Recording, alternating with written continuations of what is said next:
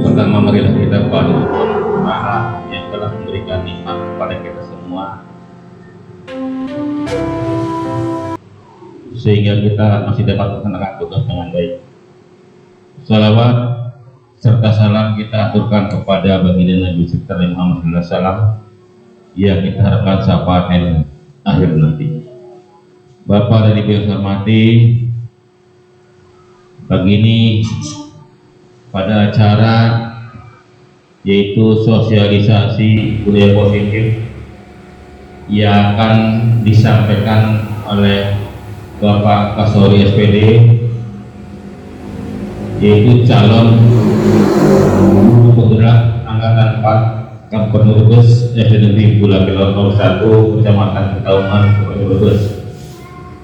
Untuk itu, marilah kita bersama mengikuti acara sosialisasi ini dari awal sampai akhir dengan penuh semangat, penuh hikmat. Nanti apa-apa yang akan disampaikan oleh narasumber yaitu Pak Kasori akan kita ambil manfaatnya, ambil yang baik. Karena apa? Ini calon guru penggerak yang ada sekarang di SD Bulakero 1 Pak Kasori. Mudah-mudahan nanti Bapak Ibu menyusul pada angkatan berikutnya. Ya. Demikian yang saya dapat sampaikan, dan dengan ucapan Bismillahirrahmanirrahim, acara sosialisasi budaya positif oleh Bapak Kasori, calon guru penggerak Angkatan 4 Brebes SD Bulakero 1 pada hari ini, hari Senin tanggal 31 Januari 2022, saya resmi menyatakan dibuka. Terima kasih. Assalamualaikum warahmatullahi wabarakatuh. Assalamualaikum warahmatullahi wabarakatuh. Waalaikumsalam warahmatullahi wabarakatuh. Bismillahirrahmanirrahim. Alhamdulillah. Pada hari ini kita berkumpul di sini dalam acara sosialisasi budaya positif. Ini sebenarnya bagian dari tugas kami sebagai calon guru penggerak, sekaligus menularkan sedikit ilmu yang ada di pendidikan calon guru penggerak, dengan tujuan nanti Bapak Ibu bisa, yang terutama yang masih muda-muda, untuk bisa mengikuti di angkatan berikutnya. Untuk Kabupaten Brebes ada nanti tahun 2023 di angkatan ke-7 Kabupaten Brebes akan mendapat jabatan. Mengapa harus guru penggerak? Seperti yang telah di Bapak Mas Menteri, Bapak Nadiem Makarim itu dari mulai tahun 2019 kemarin merencanakan program guru penggerak. Tujuannya apa? Kalau kita lihat program-program yang sudah, ketika mau ganti kurikulum itulah dari atasan, ya, dari atas. Jadi diharapkan nanti guru itu bisa menjadi penggerak dari suatu perubahan itu sendiri. Ada baiknya kita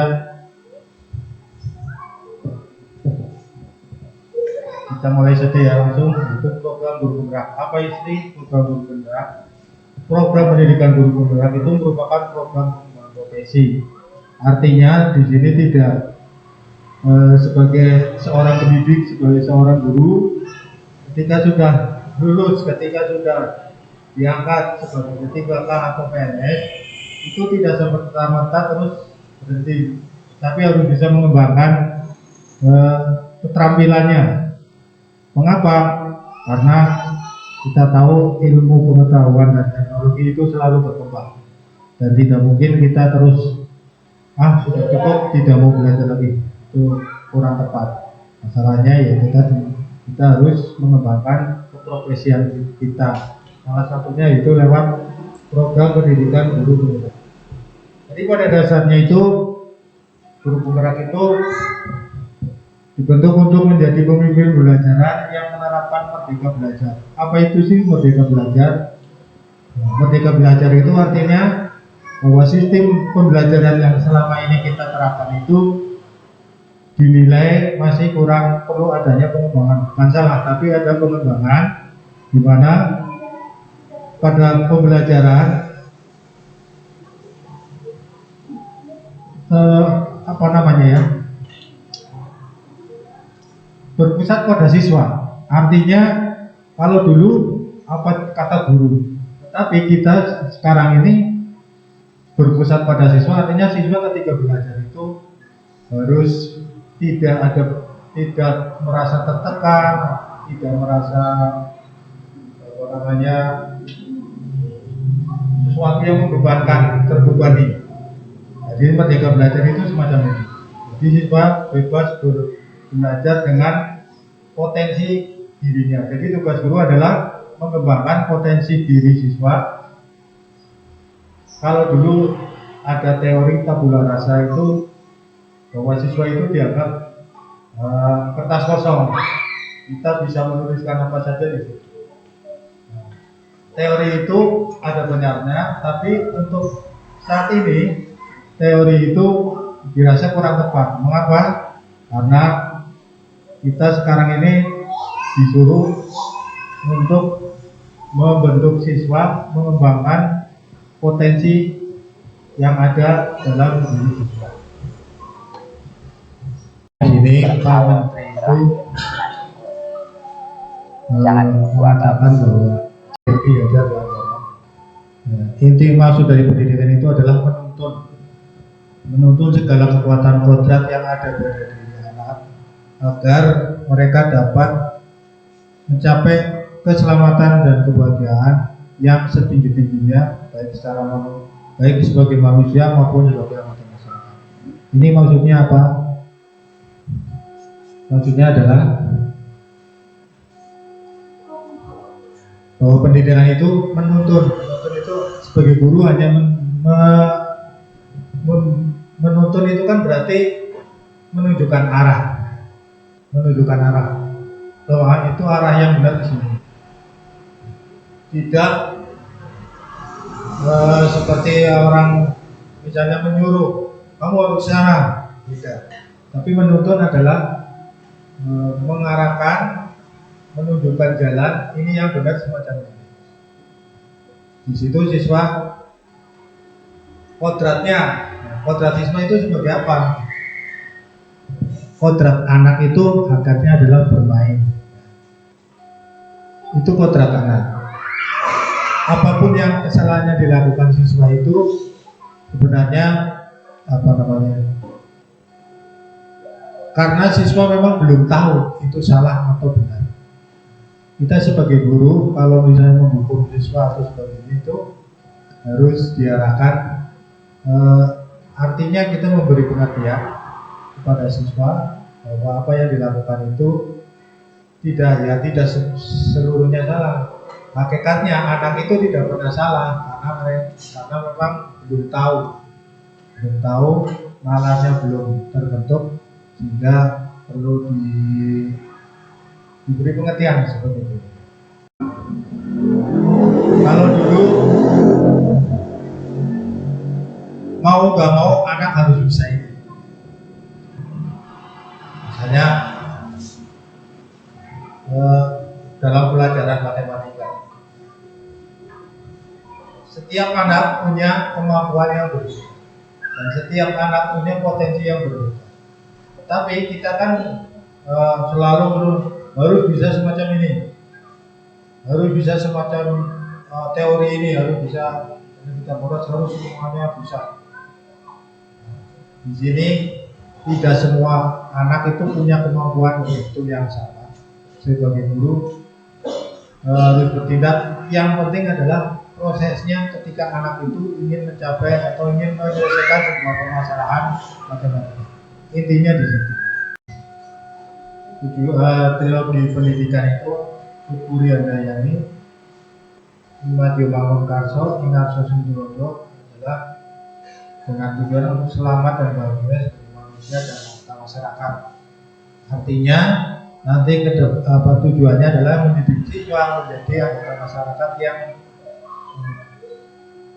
lebih maksimal, lebih positif, lebih berdaya guna, istilahnya semacam sesuai potensi yang ada dalam diri.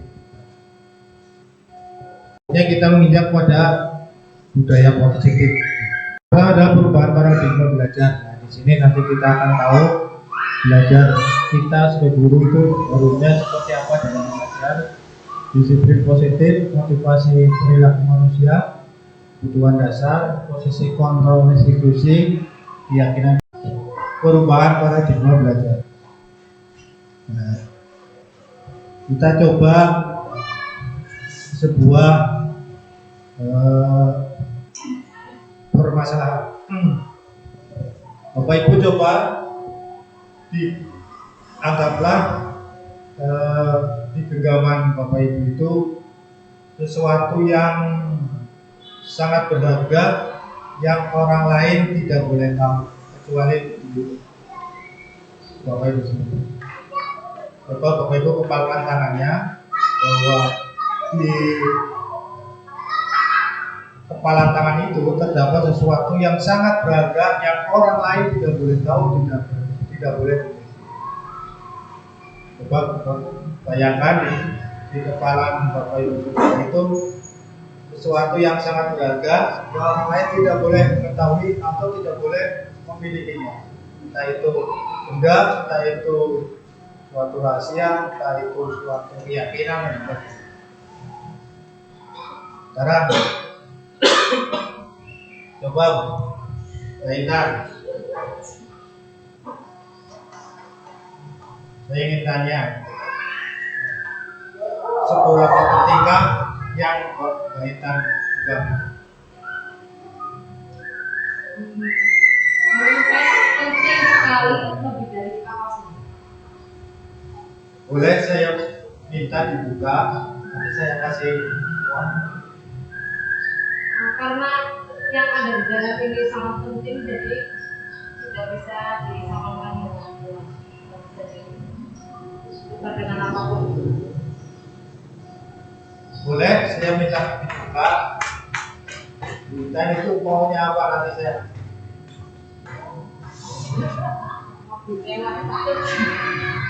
Tetap saja nggak akan terbuka. Oke, sekarang kita coba.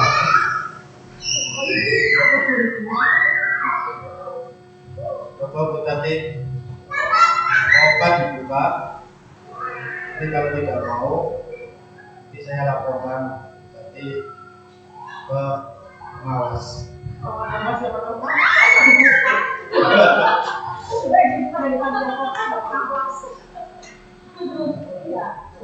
Sama sekali nggak mau. Itu artinya apa? Dari apa yang sudah saya sampaikan tadi, bahwa sesuatu yang sudah menjadi yang ada dalam diri kita itu tidak bisa dirubah atau tidak bisa, walaupun dengan iming-iming atau dengan ancaman, itu tidak bisa orang lain tidak bisa mempengaruhi. Itu juga pada pribadi anak-anak. Ketika anak-anak itu sudah punya kemauan, tidak bisa, sudah menjadi wataknya, sudah menjadi potensinya, itu kita tidak bisa memaksa. Misalnya anak itu potensinya dia olahraga, tapi kita paksa untuk bisa matematika, itu tidak bisa. Nah, ini pandangan semacam ini harus kita mulai melihat siswa itu yang berpotensi siswanya. Kita tidak bisa memaksakan apa yang kita mau terhadap siswa, walaupun aturannya semacam ini. Nah, perlahan ini dari perubahan paradigma ini nantinya diharapkan guru itu bisa memandang siswa itu sebagai sesuatu yang punya potensi. Semua anak punya potensi, tinggal apa yang harus dilakukan terhadap siswa. Diibaratkan siswa itu sebagai bibit. Katakanlah bibit jagung. Bibit itu akan tumbuh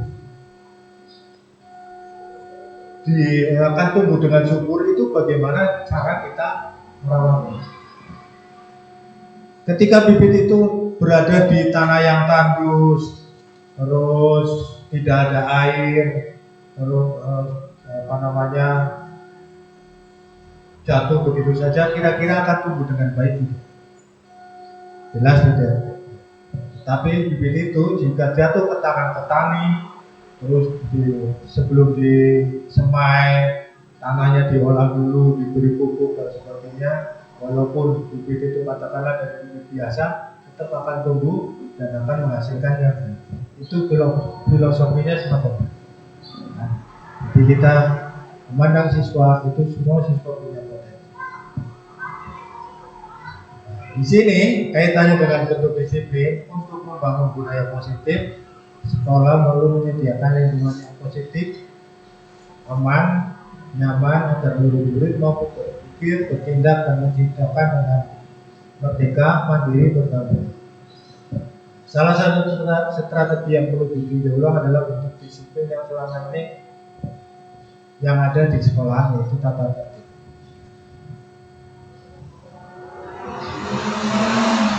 Pembahasan disiplin kali ini meninjau teori keuangan ditemukan oleh Diana Gosen. Sebelum kita lanjut disiplin tentang disiplin institusi, mari kita mencoba antara disiplin dan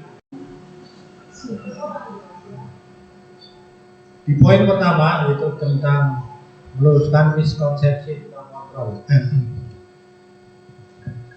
Ilusi guru mengontrol murid.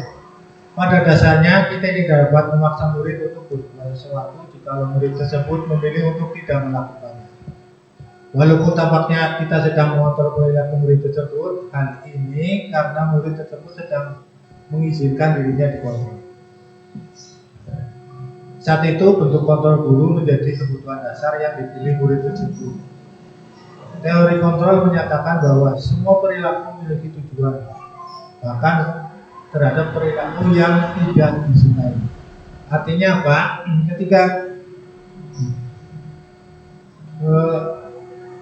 murid itu kelihatannya mau apa yang diinginkan. Ketika murid mau melakukan apa yang dilakukan guru itu, sebenarnya murid itu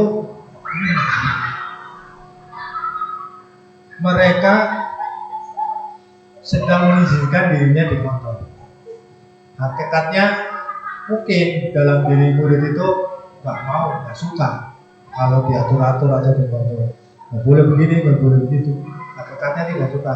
Tetapi ketika dia mau, itu artinya dalam diri murid itu mengizinkan dikontrol oleh guru.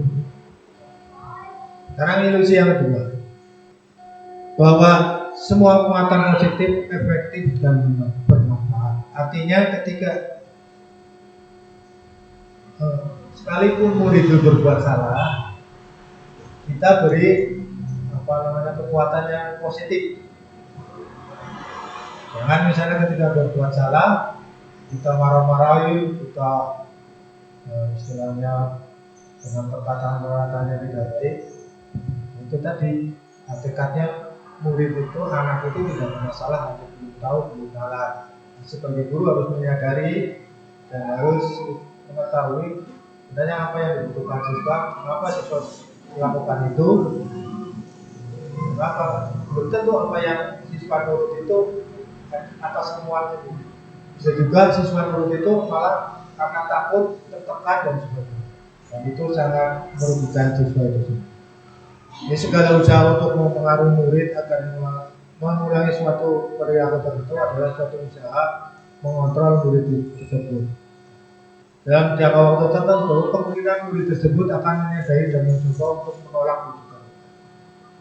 Dalam situasi kalau ketika saat itu dia merasa tertekan dan mengizinkan untuk kotor, tapi suatu saat dia akan memberontak.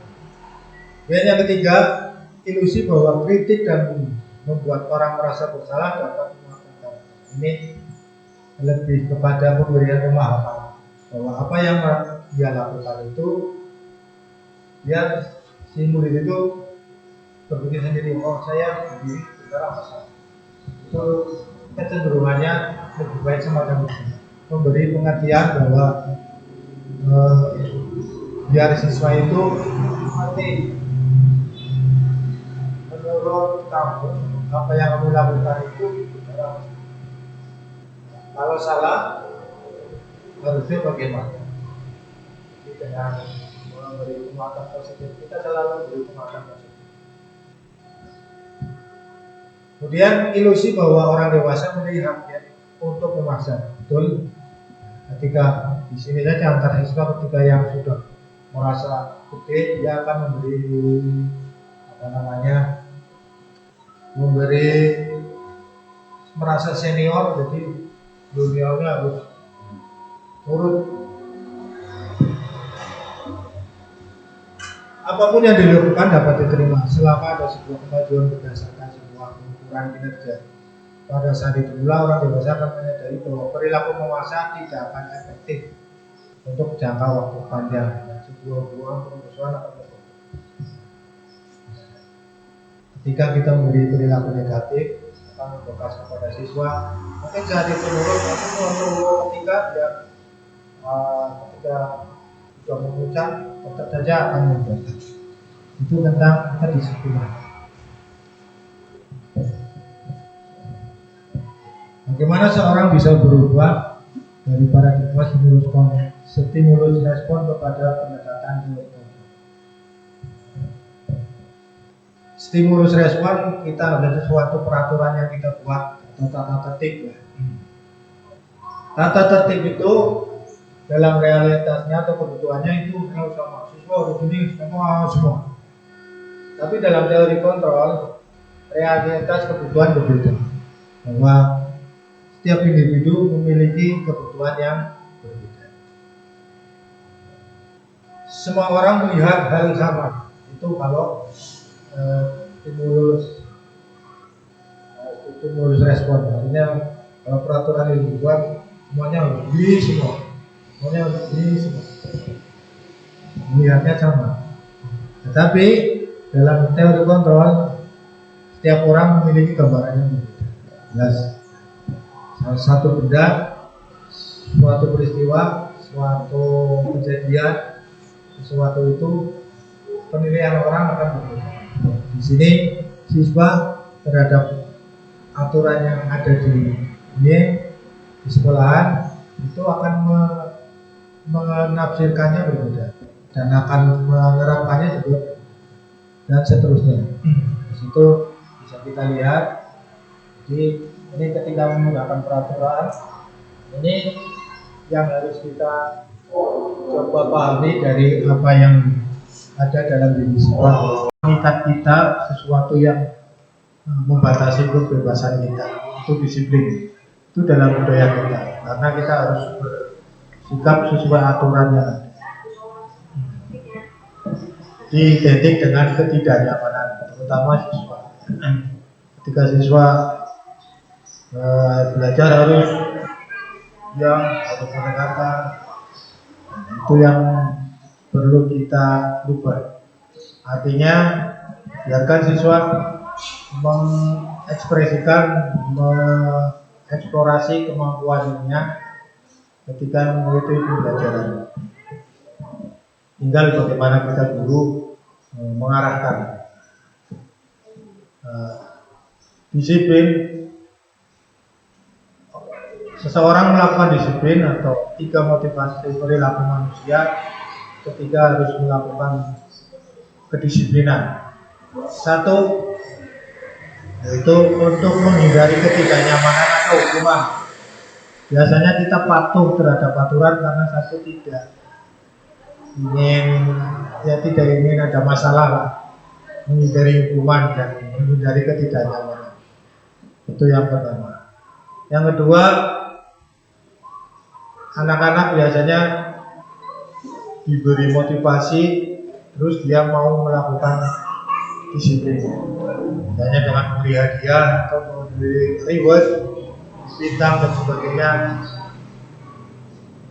itu salah satu motivasi mengapa anak atau kita mau melakukan disiplin. Dan yang ketiga, untuk menjadi disiplin itu karena keinginan dan menghargai diri sendiri dengan nilai-nilai yang mereka percayai. Orang dengan motivasi ini akan ditanya, akan jadi orang seperti apa bila dia melakukannya.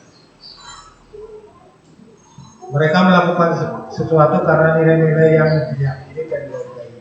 Jika melanggar kedisiplinan, jelas itu perbuatan yang salah dan efeknya itu akan dicap sebagai orang yang jahat atau orang yang punya perilaku yang tidak baik. Motivasi ketiga ini yang perlu kita tanamkan kepada anak didik kita supaya mereka melakukan kedisiplinan karena berasal dari keyakinan diri, berasal dari kesadaran diri tentang bagaimana seharusnya dia melakukan disiplin, bukan karena dia atau bukan karena hukuman. Pernahkah Anda berada dalam situasi di mana Anda sengaja melakukan sesuatu yang menyakitkan bagi Anda, bahkan bertabrakan dengan penghargaan dari orang lain? Mengapa Anda tetap memilih melakukan hal tersebut, padahal hal itu menyakitkan? Di situ Anda mungkin akan dikecam secara sosial, akan mengalami kerugian.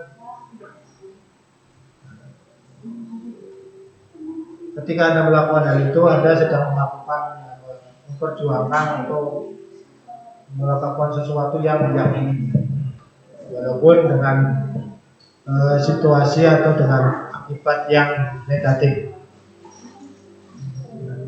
Saat ini Anda menjadi seorang seperti apa? Ini adalah tentang kebutuhan dasar. Apa sih kebutuhan dasar itu? Kebutuhan dasar ya kebutuhan yang sangat mendesak. Ini kasusnya saya ambil contoh di Bu Tati. Ibu Tati guru wali kelas 2 SD 81 sedang bingung menghadapi ulas salah satu muridnya di kelasnya, yaitu Doni.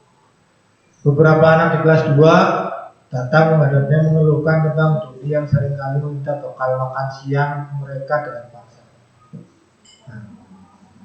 Jadi Doni itu mau pas.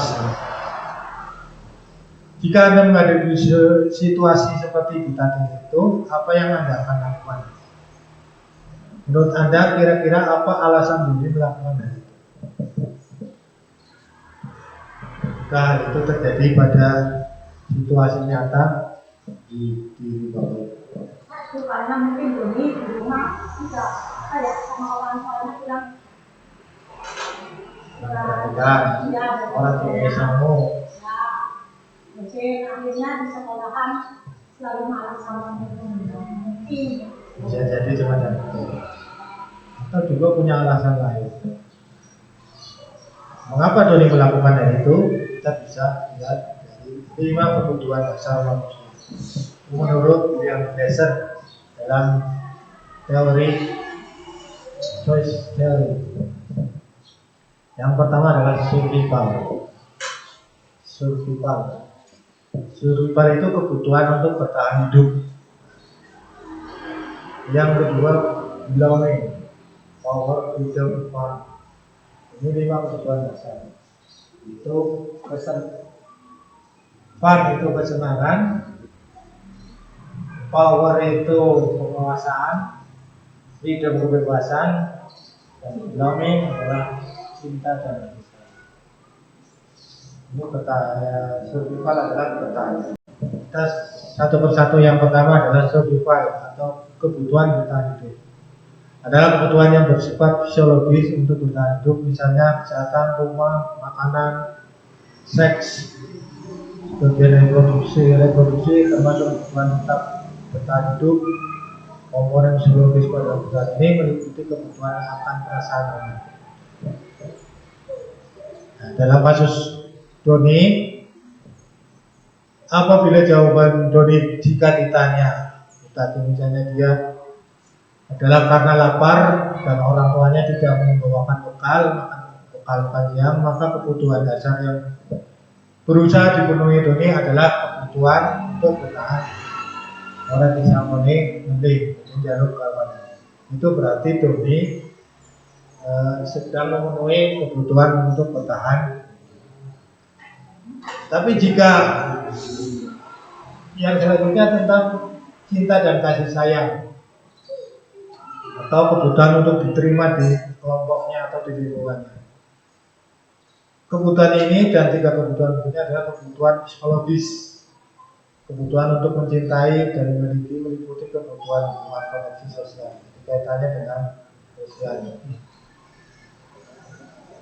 Anak-anak yang memiliki kebutuhan ini biasanya misalnya dia ingin diperhatikan oleh gurunya, oleh orang tuanya, atau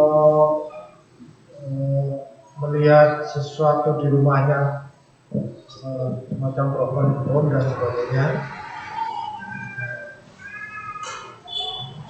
Jika kasus Doni di atas menjawab bahwa alasannya mengambil bekal temannya karena dia merasa senang temannya jadi perhatian dia. Ketika temannya melakukan tindakan itu, dia akan memberitahu orang tuanya, hingga orang tuanya jadi memperhatikan dia, maka kebutuhan dasarnya sedang dipenuhi. Doni adalah cinta dan kasih sayang. Artinya apa? Kita Doni ditanya, tadi kamu mengapa melakukan itu? Ya enggak berguru undang aku, banyaknya aku terus orang tuanya aku dan orang tua aku. Itu berarti kebutuhan dasar Doni adalah kebutuhan dasar kasih. Yang ketiga, penguasaan atau kebutuhan pengakuan atas kemampuan. Ini biasanya anak-anak yang nakal. Kebutuhan ini berhubungan dengan kekuatan untuk mencapai suatu, menjadi kompeten atau menjadi terampil atau diakui atas prestasi dan hasilnya, atau ingin diakui, ingin menunjukkan bahwa dirinya lebih dari yang lain. Anak-anak yang memiliki kebutuhan dasar atas kekuasaan biasanya selalu ingin menjadi pemimpin, mereka juga suka mengamati sebelum mencoba hal baru dan merasa kecewa bila melakukan kesalahan. Mereka juga biasanya rapi dan sistematik dan selalu ingin mencapai yang terbaik. Ini segi positifnya. Dalam kasus Doni, apabila jawaban Doni adalah dia merasa hebat karena temannya jadi takut dan dia menuruti keinginannya, maka sebetulnya Doni sedang berusaha memenuhi kebutuhan dasarnya akan kekuasaan. Jadi ketika Doni nakal kepada teman-temannya, dia pengen bahwa menunjukkan saya itu tidak ada yang berani sama saya. Itu berarti Doni sedang mencoba memenuhi kebutuhan tentang penguasaan. Freedom adalah kebutuhan akan kemandirian ekonomi, memiliki pilihan dan mampu mengendalikan arah hidup seseorang. Anak-anak dengan kebutuhan kebebasan yang tinggi menginginkan pilihan. Mereka perlu banyak bergerak, suka mencoba-coba, tidak terpengaruh orang lain, dan senang mencoba hal yang baru dan baru. Dari kasus Doni itu, jika Doni menjawabnya adalah dia merasa bosan dengan bekal makanan yang dibawakan ibunya dari rumah karena ibunya selalu membawakan bekal yang sama. Oleh karena itu dia ingin mencoba makanan yang beragam. Ketika Doni melakukan itu, alasannya adalah karena bosan. Maning-maning tahu tempe, maning-maning tahu tempe, nggak pernah. Terus dia ingin mencoba yang baru, ingin merasakan yang baru. Berarti Doni itu sedang memenuhi kebutuhan tentang kebebasannya. Yang terakhir adalah kesenangan. Itu kebutuhan merasa senang. kebutuhan akan kesenangan adalah kebutuhan mencari kesenangan, main dan tertawa. Bayangkan hidup kita tanpa kenikmatan apapun betapa menyedihkan. Kita juga perlu kesenangan. Nah, itu tadi kebutuhan akan kesenangan. Seperti kasus Doni itu juga, jika Doni ditanya, dia menjawabnya, dia melakukan karena iseng saja dan dia menikmati ekspresi teman-temannya ketika kesal. Jadi jahil, senang menjahili. Nah, itu berarti Doni sedang mencoba memenuhi kebutuhan akan kesenangannya. Jadi 5 dasar kebutuhan manusia. Artinya ketika anak melakukan sesuatu perbuatan, itu anak itu sedang ingin memenuhi kebutuhan dari 5 itu tadi. Jadi bisa kebutuhan bertahan hidup, bisa kebutuhan kasih sayang, bisa kebutuhan kebebasan, kesenangan, 5 kebutuhan itu. Jadi ketika anak melakukan kesalahan atau apa itu, kita mencoba flashback, kira-kira anak itu kebutuhannya apa, mengapa dia melakukan itu. Nah, 5 dasar itu jadikan patokan sehingga kita akan bisa mengetahui latar belakangnya, sehingga pemecahan masalahnya bisa segera diatasi. Nah, ini tentang posisi kontrol restitusi.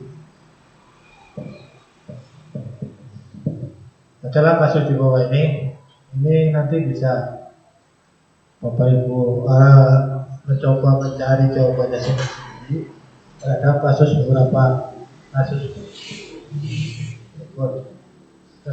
Kasus pertama, Tisa dan Hana dipanggil ke ruangan Ibu Dewi, kepala sekolah SMA Makmur. Ibu Dewi baru saja mendapat pengaduan dari Tisa bahwa Hana menggunakan kata-kata kasar dan merendahkan Tisa di medsos.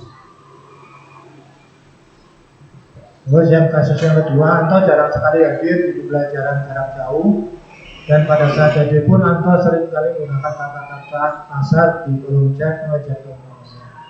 Hal ini sudah sangat mengganggu dan beberapa orang tua murid mengikuti pembelajaran dari mengeluhkan tentang perilaku Anto di pembelajaran itu. Bila Anda sebagai guru, penerapan disiplin apa yang Anda lakukan terhadap kasus Hana dan kasus ini? Kira-kira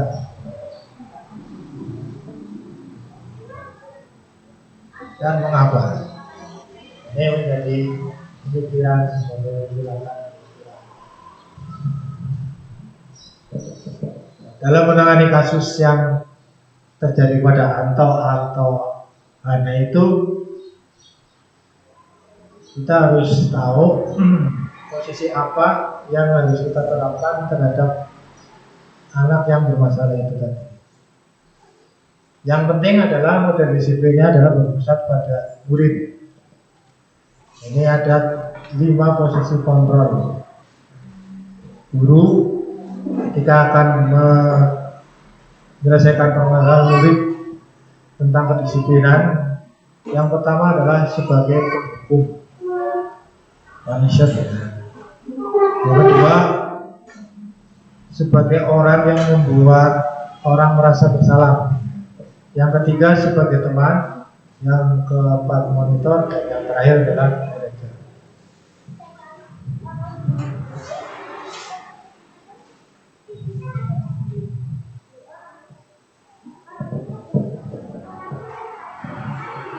Jadi dengan mengetahui permasalahan, latar belakang permasalahan yang dilakukan oleh anak, kita bisa nanti menerapkan diri kita sebagai apa untuk menangani permasalahan disiplin anak itu. Ini salah satu contohnya dengan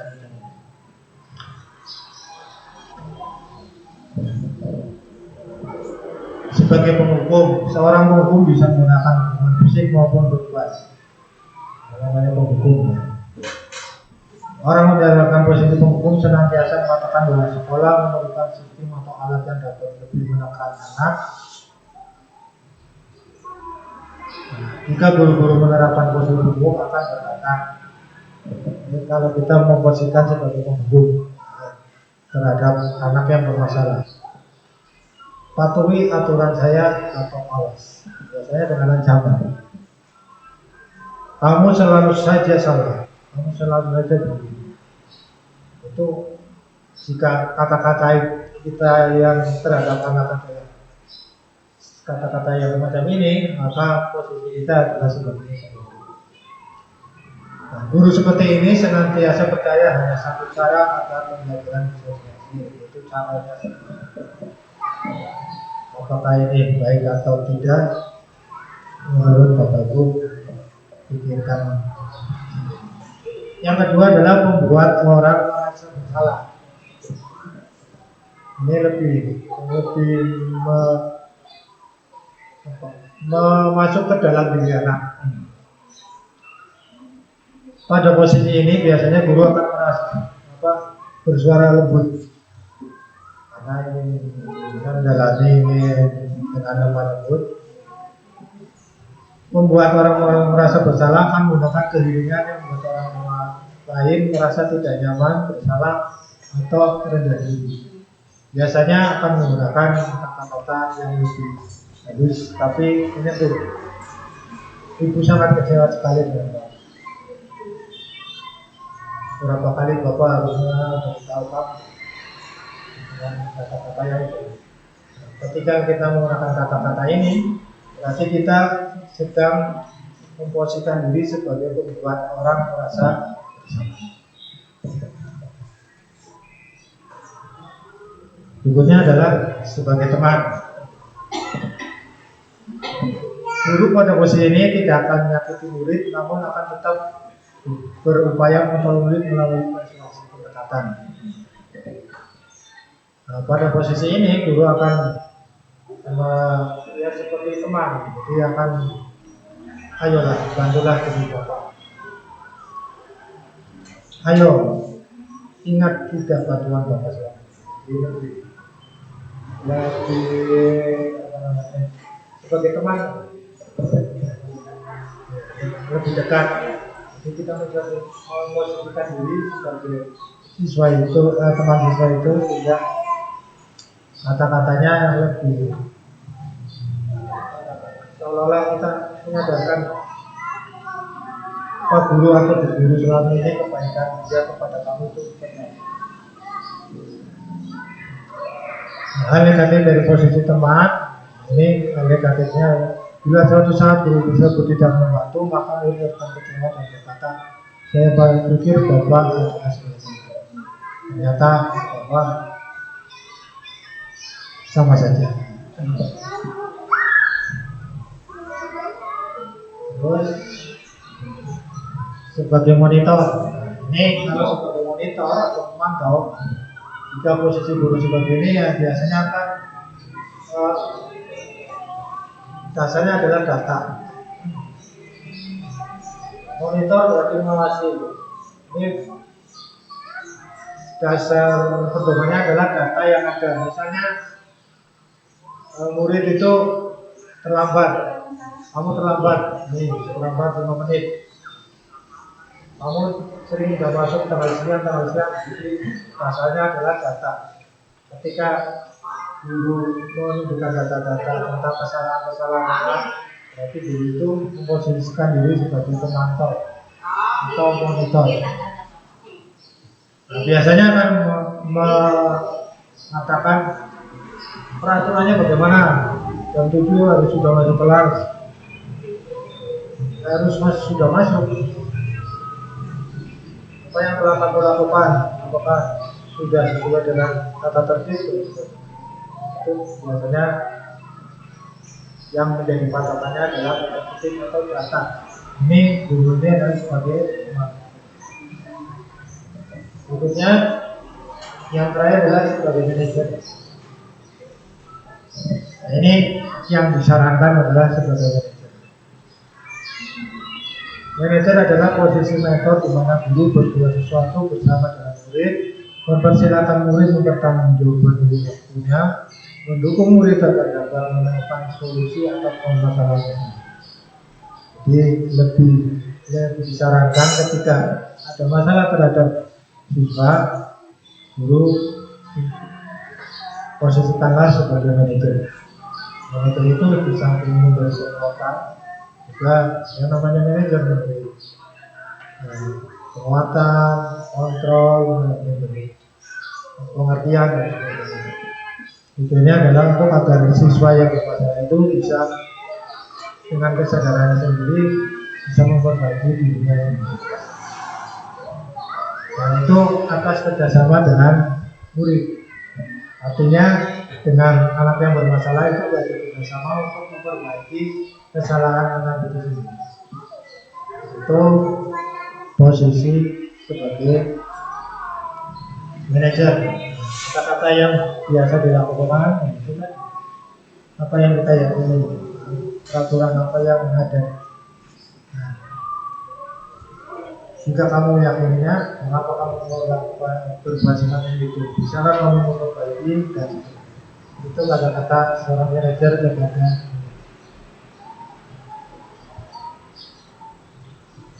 Nah, ini sebenarnya contoh-contohnya lebih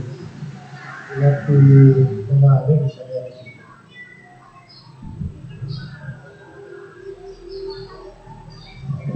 Sebenarnya itu tentang keyakinan kelas. Mengapa keyakinan kelas dan mengapa bukan peraturan kelas? Nah, ini yang perlu kita rubah pandangan kita, keyakinan kita. Mengapa memakai keyakinan kelas bukan peraturan kelas? Kita bisa mengamati dari pertanyaan berikutnya itu. Sebagai contoh, mengapa kita memiliki peraturan tentang penggunaan helm pada saat mengendarai motor? Jawabannya adalah keselamatan. Kita naik motor pakai helm, tujuannya apa? Ya keselamatan kita sendiri. Itu keyakinan kita. Ya, kita menggunakan helm adalah untuk keselamatan. Itu keyakinan kita adalah untuk keselamatan. Pertanyaan berikutnya, mengapa kita harus memiliki peraturan tentang penggunaan masker dan cuci tangan setiap saat? Jawaban kita tentu ya, untuk kesehatan, untuk keselamatan. Nah, dari nilai keselamatan dan kesehatan itu kita sebut sebagai suatu keyakinan. Dan kita memang yakin bahwa helm itu kita pakai untuk keselamatan. Kalau jatuh, kepala kita terlindungi. Kita memakai masker, mencuci tangan juga untuk kesehatan. Kalau untuk menghindari penularan COVID. Dan itu kita yakini bersama. Jadi keyakinan itu nilai-nilai kebajikan atau prinsip-prinsip universal yang disepakati bersama, lepas dari latar belakang suku, negara, bangsa. Jadi kita semua meyakini, percaya, pakai helm untuk keselamatan, pakai masker untuk menghindari penularan. Jadi suatu keyakinan akan lebih memotivasi seorang dari dalam atau memotivasi secara intrinsik. Biasanya kalau di dalam itu dari dalam itu akan lebih tergerak dan bersemangat untuk menjalankan keyakinan itu. Penting misalkan pakai helm karena takut ditilang dan sebagainya. Nanti kalau tidak ada polisi tidak pakai helm.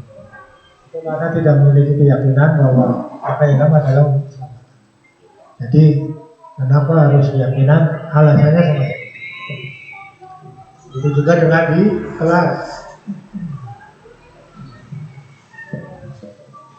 Keyakinan itu kita coba diterapkan di dalam kelas. Itu pembentukan keyakinan kelas. Yang pertama adalah keyakinan kelas lebih bersifat abstrak daripada peraturan yang lebih rinci dan konkret. Itu lebih bersifat umum. Keyakinan kelas berupa pernyataan universal. Pernyataan keyakinan kelas senantiasa dibuat dalam bentuk positif. Keyakinan kelas hendaknya tidak terlalu banyak sehingga mudah dilihat dan dipahami semua warga kelas. keyakinan kelas sebaiknya sesuatu yang dapat digunakan di sekolah tersebut. Semua warga kelas hendaknya ikut berkontribusi. Artinya ketika membuat keyakinan itu adalah hasil pemikiran bersama antara siswa dan guru. Jadi yang membuat keyakinan kelas itu bukan hanya guru, tetapi siswa juga ikut berkontribusi. Bisa menggali dari siswa, misalkan kita akan buat keyakinan kelas 6 misalnya, seperti kemarin saya sudah menerangkan. Jadi aturan yang dibuat adalah bukan aturan, keyakinan yang dibuat adalah menggali meminta pendapat daripada siswa kira-kira kelas ini supaya bagus, supaya baik itu seperti apa. Semua mengungkapkan pendapatnya, tulis atau tidak. Dari semua pendapat itu kita simpulkan, kita masukkan dalam suatu keyakinan. Terus yang bersedia menunjuk kembali.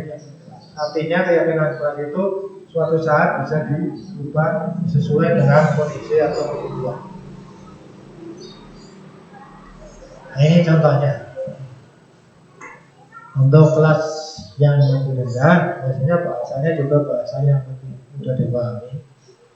Misalnya kelas 1 atau sampai 3 itu setiap anggota kelas perlu belajar. Itu kan sifatnya umum. Jadi setiap anak perlu belajar. Jadi, belajar itu merupakan kebutuhan. Tanamkan itu. Jadi datang ke sekolah adalah untuk memenuhi kebutuhan itu.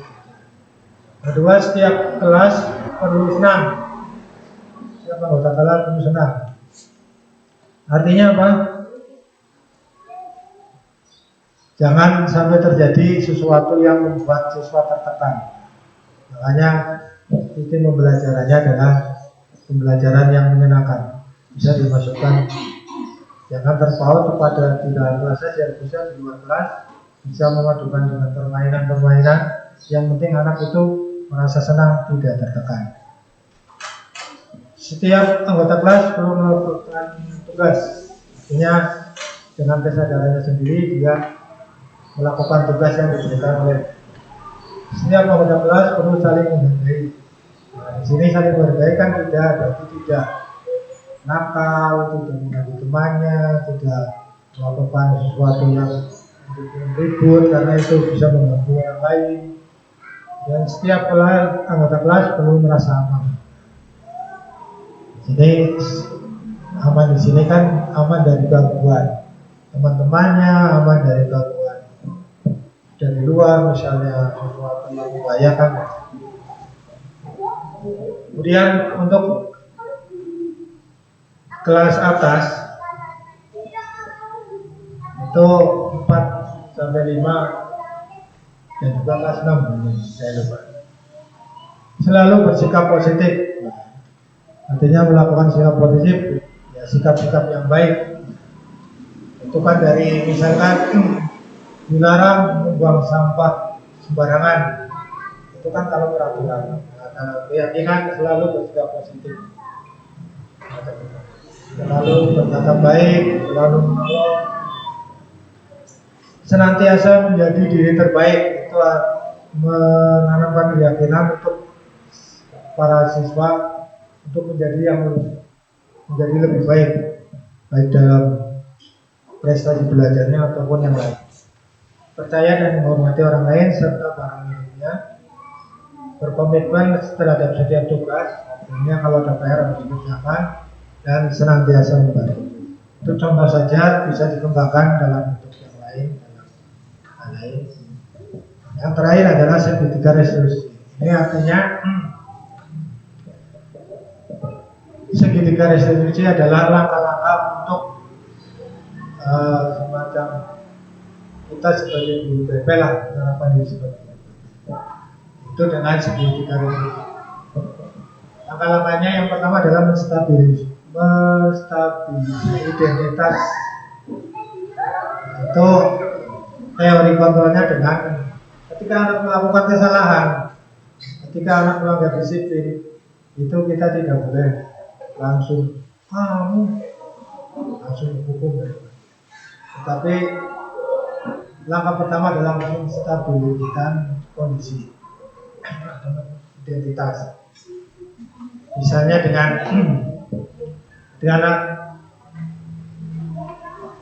melakukan kesalahan, kita panggil langkah awal kita adalah bagaimana situasinya supaya jangan terlalu tegang atau siswa terlalu takut atau siswa terlalu stres karena ketahuan melanggar. Situasinya kita stabilkan dulu. Biasanya dengan kata-kata,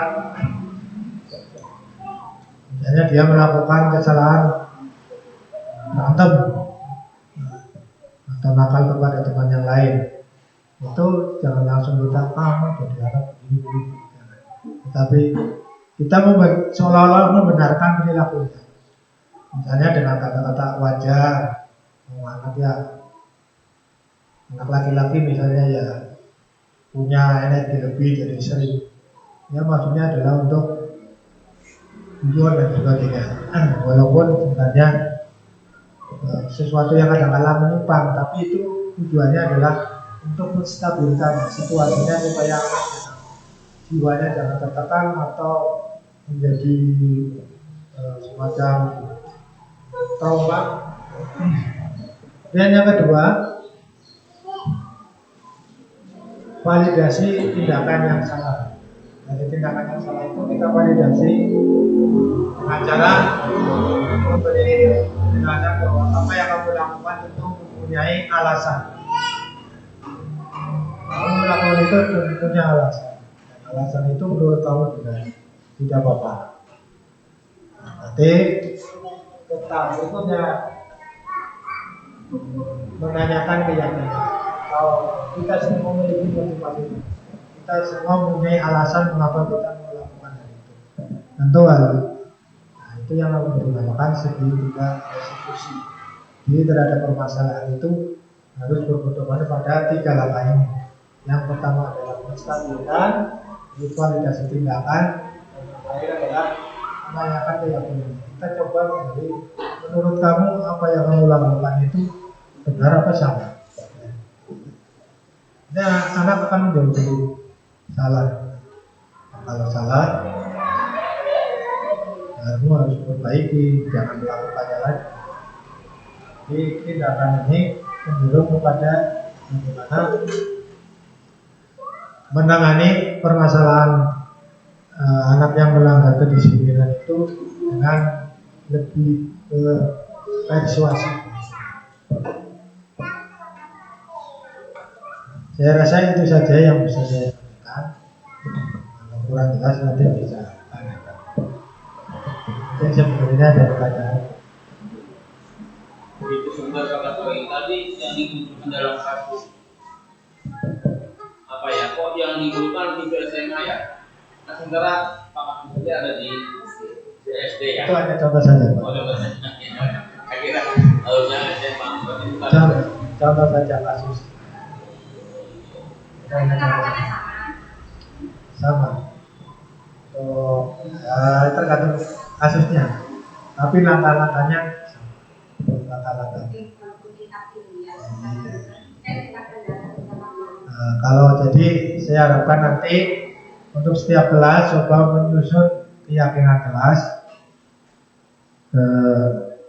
Nantinya lebih kepada siswa itu melakukan sesuatu atas kesadaran sendiri, bukan atas bukan atas peraturan atau atas karena takut dihukum guru karena ingin dapat hadiah. Tapi misalkan apa yang dilakukan siswa itu atas dasar kesadaran. Kalau yang belum sadar-sadar, kita lebih intens untuk menanganinya, yang mengambil dan sebagainya. Cara yang tidak bisa, cara lain. Jadi pendekatannya kepada siswa lebih sebagai subjek. Jadi kita sebagai pendorong saja, kita mengarahkan, menekan. Itu saja. Ada lagi? materi banyak. Nanti kalau lebih jelasnya Anda bisa mengikuti program guru penggerak di angkatan ke-7, nanti Bupes dapat data lagi. Silakan. Ya, harapan semuanya bisa ikut. Kecuali Bapak. Ya, yang jelas dari paparan tadi Pak Kasuri itu semua sudah melaksanakan. Cuma untuk menuntut bahwa ini sebagai penghukum, sebagai teman, padahal itu sebagai penghukum, sebenarnya itu lagi melaksanakan. Seperti itu ternyata sangat dibawakan. Oh seperti itu. Padahal itu sudah dilakukan. Seperti itu penghukum. Memberartikan oh saya penghukum, oh saya teman. Saya kira pada melaksanakan pasti Bapak. Itu bisa menyembuhkan apa itu ini. Dengan begitu kan kita tahu ternyata selama ini kita memposisikan diri sebagai apa? Ya kan kebanyakan ya kita sebagai penghukum. Iya. Terhadap kesalahan dewan. Nah, kita dibawa untuk tadi sebagai manajer. Artinya masalah yang dibuat siswa itu sendiri kita mengarahkan, kita membimbing agar siswa itu sendiri yang akan menyelesaikan. Artinya memberi pengertian bahwa penyelesaian masalahnya itu nanti siswa dengan kesadaran diri akan mencoba untuk memperbaiki diri. Nah, sebenarnya apa yang ada di pendidikan guru penggerak itu semuanya sesuatu yang seperti sesuatu yang kita dibukakan. Ternyata yang dilakukan selama ini menurut kita betul, menurut teori juga semacam itu, tapi cara pandangnya saja yang cara pandangnya saja yang kita masuk dalam penanganan disiplin itu sendiri.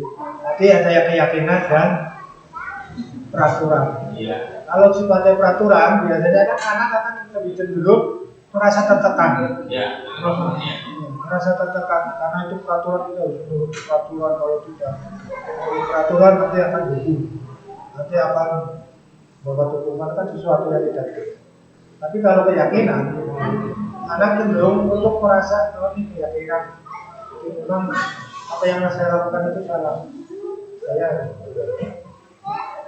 harus berubah menjadi lebih baik, berusaha untuk Nah, kalau ini sudah dari sendiri ya. Jadi intinya seperti itu. Jadi kesimpulannya bahwa hari ini kita mencoba mengubah cara pandang kita dalam mengajar siswa, utamanya dalam mengajar. Usahakan anak itu merdeka belajar. Artinya dalam belajar itu tidak merasa tertekan, tetapi tugas guru adalah mengembangkan, menumbuhkan atau menjadikan lebih baik potensi yang ada di dalam diri. Ketika anak tidak bisa matematika, jangan dipaksa, jangan diomeli, jangan ditekan. Tetapi kira-kira dia potensinya apa? Berikan saja seperti kayak kalistung adalah suatu kebutuhan dasar. Itu berikan saja sesuai kemampuan. Artinya sedikit demi sedikit. Tidak ada unsur penekanan yang membuat siswa menjadi tertekan. Jadi merdeka belajar itu yaitu tadi anak bisa mengembangkan potensi dirinya secara maksimal. Itu merdeka belajar. Terus untuk tentang disiplin ini, untuk tiap kelas saya harapkan nanti bisa mencoba mengembangkan dengan membuat keyakinan kelas. Jadi nanti siswa disuruh berpendapat, boleh coba kalian supaya kelas ini situasinya atau dalam belajar kamu menjadi lebih tenang, lebih enak, lebih apa, kamu harus bagaimana?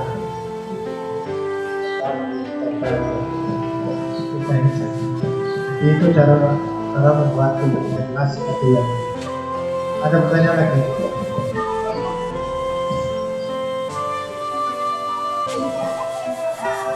Kalau tidak ada, nanti karena sudah siang,